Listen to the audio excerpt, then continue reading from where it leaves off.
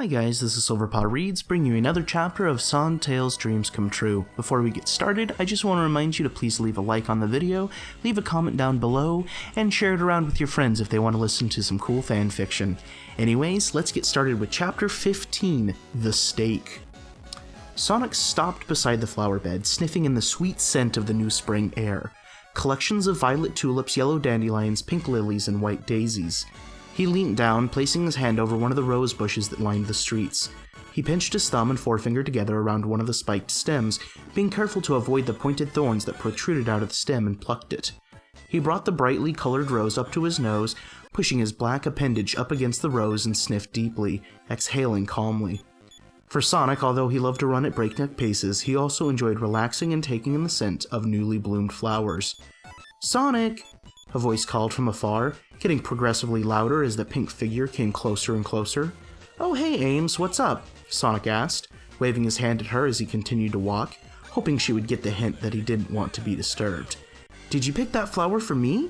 she asked, fluttering her eyelashes at him as she wrapped her hands around his middle and pulled him in close for a hug. However, something about this hug was different, more sensual. It wasn't the normal, friendlier hug that she gave him. "Whoa, what are you doing?" Sonic asked, pushing her off of him. "What do you mean? Your girlfriend should be able to do much more than hug you." She chuckled lightly. Sonic's eyes narrowed slightly as his palm was brought up to his forehead. "If I've told you once, I've told you 1,000 times. I'm not and will never be your boyfriend. Just stop!" Sonic shouted, raising his hands high into the sky to symbolize his annoyance at her. Amy put on a fake pout and turned, hiding the smirk that crossed her face. "Yeah, you're already taken anyway, aren't you?" Amy asked, holding back her laughter at her brilliant plan. "No, I'm not. I'm just not looking for a relationship," Sonic replied calmly. "You might not be looking for one, but your tongue certainly has been adventurous." Amy turned, narrowing her eyes to stare into his, looking for any sign of fear or weakness. Still, her hints at his secret went straight over his head. "Amy, there's no girl in my life at the moment. That's not the reason I don't want to be with you," he said, exasperatedly, getting frustrated at her persistence. "I know." "Good," Sonic stated plainly, turning and walking off in the opposite direction. "One last question. What is it now? How does the inside of Tails' mouth taste?" Sonic stopped in his tracks, arms ridged by his side. "Do you think I know about that? You're sick." She spat at him. Sonic dared to turn around, looking at her in the face. All the color drained from his face and was replaced with a ghostly pale shade of white. It was almost as if a phantom had stolen the life right out of him. One look into Amy's eyes told him that she was serious and somehow knew about their relationship. "Please, Amy, I'm begging you to not tell anybody," Sonic pleaded, falling to his knees and pressing his hands together, praying to her. "If you go on a date with me tonight," Amy stated. "Okay, you win." Sonic slumped his head down, admitting defeat. "Just don't tell anybody, and please don't tell Tails you know about this. He shouldn't have to worry about all of this." "Cute, it's like you care about him." "Don't worry, Sonic, I won't tell anybody. Except Blaze, since she was the one who found out first. What else are girlfriends for?" "See you tonight," she giggled, rushing off before he could say anything else. "Blaze, I thought we were friends." Sonic sighed, tears running down his cheeks as depression and pessimism filled him inside. It was as if his whole world was caving around him. "How could you do this to me?" Sonic screamed, smashing his fists against the hardwood door, anger flowing through him, fueling the flames inside of him. Blaze opened the door, clearly startled by the sudden outburst, and calmly invited him in, trying to calm her friend. "Calm down, Sonic. Tell me what happened," she began. "I thought you and Tails were inseparable. I thought we were friends too," he stammered, tripping over his words in his angst and fury. "We are. What is this all about?" "You told Amy about me and Tails," he shouted, punching the dry wall. Unfortunately, he was far too strong for the flimsy construction, and his fist went straight through the drywall, causing a shower of dust and debris to shower him, covering him and turning his fur into a creamy color. I didn't mean to," Blaze admitted. Sadness gripped her fear, for this display she was witnessing washed over her. "Well, you ruined both of our lives," he berated her further, pulling his hand from the wall as more of the plaster broke away and smashed onto the hardwood floor. That was the metaphorical straw that broke the camel's back. Blaze stood straight, walked over to Sonic, and began to yell at him. "I ruined your life? I did not. Your disgusting urges and gross, unnatural brain screwed up your life." The static bias and hatred that had been instilled within not just her but all people in southern Mobian community since a young age had been unearthed and reignited by the sudden outburst by Sonic. How could you say that to me? We're friends! Are we? You just came in here yelling at me. I didn't screw you up. You should have just liked girls, like a normal person, she screamed. She covered her mouth with her hands as she said that, realizing what a horrible person she was. This wasn't her. She didn't really believe that, did she? I see how it is, Sonic sighed, allowing the depression to sink in again, drowning out his anger and extinguishing the flames inside of him.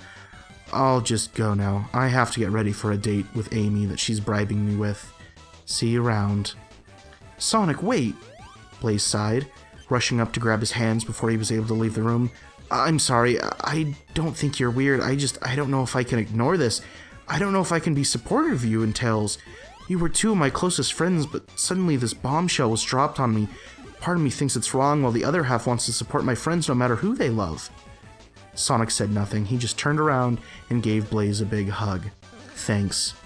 The word managed to escape his lips, barely audible. Just please don't tell Tails what anybody knows. I'll just keep Amy happy with whatever she wants so she doesn't tell anybody our secret. He shouldn't have to worry. You really love him, don't you?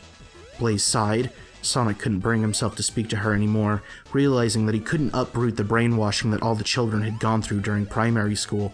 He just nodded before closing the door behind him and running through the empty streets before Blaze had anything further to say. What do I do? She cried. The moon was still low in the sky as Sonic approached the quaint little red brick restaurant. Circular tables with two metallic chairs sitting on opposite sides facing each other dotted the sidewalk adjacent to the restaurant. The lights glowed warmly, inviting the Sapphire Hedgehog into the room. Sonic, over here! Amy squealed, her high-pitched screaming echoing through the place, causing the glassware to rumble, nearing the verge of shattering apart with thousands of tiny pieces. Sonic shuddered, the squeal vibrating through his body, tensing his muscles and droning against his spine. He felt like he wanted to vomit, but he knew he just needed to toughen out the night so that Amy would back off. Take a seat, she giggled, pointing to the chair opposite her. Sonic sat down and buried his face into the menu before Amy could say anything else. She coughed loudly into her hand, trying to get the hedgehog's attention, but when he clearly refused to even acknowledge her, she decided to speak up. Aren't you going to tell me that I look pretty? Amy questioned, signaling to her new jet black dress with rose-red straps. What? Oh, yeah, you look good, Ames. Sonic brushed her off, continuing to pretend to be completely immersed in the wondrous variety of dishes that were presented with frilly fonts on his menu. You don't seem quite yourself today, she said, pretending to sound like she cared when she just wanted him to pay attention to her. Something on your mind? You know exactly what's wrong. Don't play this game with me. Sonic slapped down the menu onto the table, staring daggers at her. Oh, baby, you seem tense. Oh, I know. Let's ditch this place. There's something I need to show you that'll perk you right up. Before Sonic had a chance to respond, Amy was already on her feet and rushing out of the restaurant, beckoning him to follow her. The two walked in silence, Sonic following in step with Amy until they noticed a faint glow in the distance, growing steadily bigger. We're almost there, Amy cheered. As his eyes began to adjust to this new light, he could see the silhouettes of hundreds, if not thousands of people crowding around, holding what appeared to be torches. Hey Ames, what's this? It's like the whole community is here. Amy laughed without saying a word as she continued on her path. Sonic noticed that they were heading to the northern border. Curiosity took over as he sped up his pace, rushing ahead of Amy until he reached the back of the crowd. Oh, hey Sonic, do you know what this is about? Tails asked him, running up when he spotted his cobalt fur from across the crowd. Blaze and Silver joined him after, and Silver greeted the hedgehog with a high five, but Blaze looked away, not bringing herself to look at Sonic after their fight the previous afternoon. Now that everybody's here, let the festivities begin, Amy snickered, pushing her way through the crowd, followed by the rest of them. She stopped at the front of the crowd, waving Shadow over to join the group when she spotted them. This is going to be good. They deserve what they have coming to them, he laughed deeply. Sonic and Tails swiveled their heads around, searching for the reason that the community was gathered. That's when they saw the mayor, leading two green hedgehogs, one small with crazy hair that looked like a jumbled mess of lanky spider legs protruding from the top of his head, and the other, the school bully who used to torment Sonic, Amy, Tails, Blaze, Knuckles, Silver, Tikal, especially Cream, and even Shadow on occasions. Scourge and Manic? Tails questioned, looking to Amy and Blaze, who had big grins on her face. He turned to ask Blaze what was going on, but she looked sickly green, as if she was about to throw up, so he decided to just leave her alone and watch what was happening. These two were discovered in the middle of... The mayor paused. Heinous acts together this afternoon, and as such are banished over the border. You all know the rules of same-sex relations. They are forever banished from our corner of heaven. But Mayor, it's suicide crossing the border. You know we'll be killed on sight, Manic begged, falling down on his knees to her and hugging her knees. Get off of me, you disgusting excuse for a Mobian. She slapped his hand away, applying hand soap to the place of her leg in which she touched. Mom? Dad? Scourge looked to his parents, who turned their noses up at him in disgust. You're no son of mine, his dad scoffed, pushing him along towards the border. Wait! A voice called out from behind. Big, the large purple cat, rushed through the crowd and took the stage. My friends, this isn't the way. You were the one who taught us that this was wrong in the eyes of our Lord Chaos, a bystander called out from the crowd. Exactly. Banishing them is letting them off far too easy. They must burn at the stake, he bellowed, opening his arms and puffing out his chest, staring evilly into their eyes. An eruption of cheers echoed through the crowd as they all raised their torches in the air. Big waved his hand, and two men dressed in white robes walked through the now parted crowd, carrying two large stakes and positioned them into the ground. Following them were a group of young children, each carrying a log of wood that they threw at the bottom. Big, along with the mayor and a couple other members of the crowd, including Vector, seized the two males and tied them tightly to the stakes with rope. Now they will be cleansed, Big shouted, signaling his arms outwards. On his command, all of the torches were thrown at the two, landing on the pile of logs.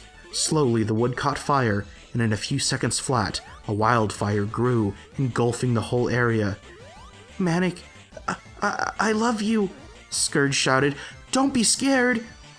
I love you too, Scourge, Manic yelled, holding his hand as they both closed their eyes and waited for the inevitable. A cloud of dark, thick smoke drifted up off the pile, obscuring the view of the two. The only indication that they were still alive were the agonizing screams of them, so loud and filled with pain that they basically drowned out the cheering of the community.